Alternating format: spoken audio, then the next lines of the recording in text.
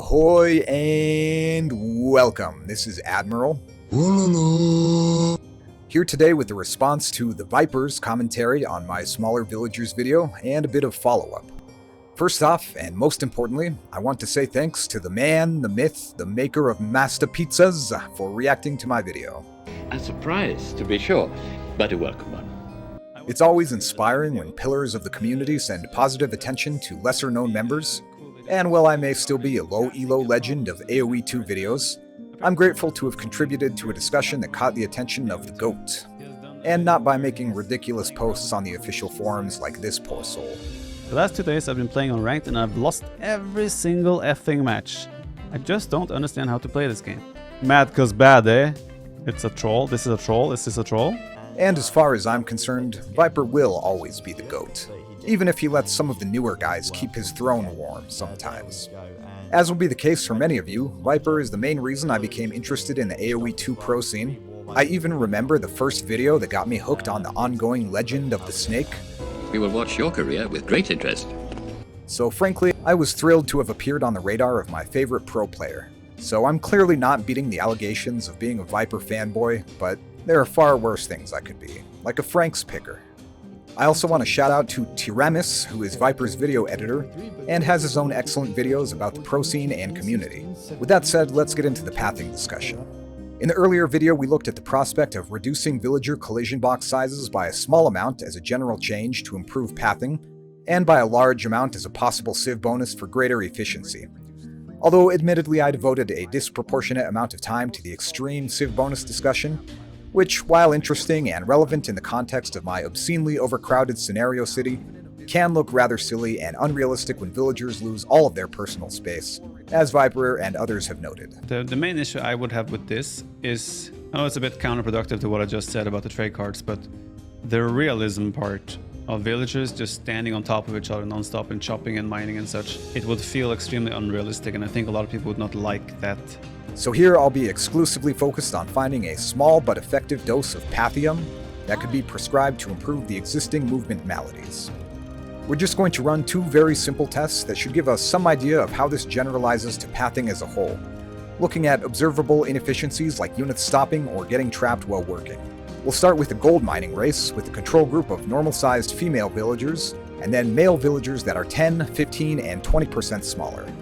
Running those tests, here are the quantitative and observational findings for each size reduction group. Note that I found some strange behaviors at 15% shrinkage, such as units stacking on each other and getting stuck, such that those gold miners were actually less efficient on average than the 10% group. Frankly, I was surprised by this and have no way of accounting for it, other than noting that certain irregular sizes of units may trigger unusual behavior. But this is why it's important to run tests and see what actually works, rather than making assumptions about the outcome of an arbitrary level of shrinkage. Next up, we'll revisit the journey test from the first video, where we simply task a group of villagers to go somewhere. Some of them will invariably bump into something on the way and stop. I ran 6 tests for each villager category, and these were the results. Generic villagers averaged 4.5 out of 25 villagers stopping to admire the scenery, with about half or fewer of that amount going idle for each group of the smaller villagers. So what we see is that even shrinking the collision radius by 10% has a notable effect on movement, and a small improvement on gather rate for working villagers. And if we wanted to go up to 20%, we have a comparable movement boost and a larger efficiency improvement, which is what I'd prefer, and not entirely coincidentally what I recommended as a global change in my previous video, and all without having the units pile onto each other in a way that would diminish the visual realism. The higher effective gather rate itself isn't that important, since it would become the new normal for all civs, but it would mean that resource collection is more consistent and less prone to disruption by excessive bumping or prolonged blocking.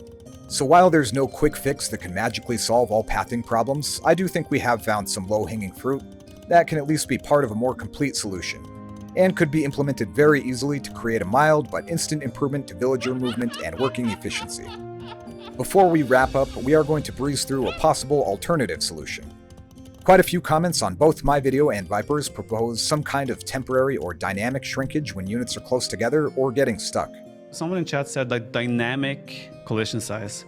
If the villager cannot get to a point where it feels like it's blocked, it will dynamically reduce the collision size to the point where you can reach the target and then go back to work. That would be insane if they could do something like that. There does seem to be an existing mechanic for something similar to this, and it appears to be implemented to some degree on military units moving in formation, but rarely, if at all, on villagers. I'll leave it to the official developers to work out how this would best be implemented, as admittedly I'm not an expert on this particular attribute, but anyone who is can feel free to chime in. While it may require additional coding, it seems promising as a possible way of getting villagers unstuck by letting them temporarily squeeze by when they would otherwise be trapped. Although I don't believe that this would benefit villagers stopping while moving somewhere. Personally, I would prefer a combined solution. A small amount of permanent shrinkage, like the 10 or 20% we looked at here, as that would benefit you under all circumstances, with greater dynamic shrinkage activated when working units still occasionally get trapped. But others may prefer one or the other, and you can let me know your preference in the comments. So that's going to cover it for this short discussion. Of course, there's always more that could be said or investigated, but I'll leave that to the people who get paid to fix pathing. Allegedly. That's all for today, and thanks again to the Snake. This was a very good video. Shout out to Admiral Wololo AOE to check him out. Till next time.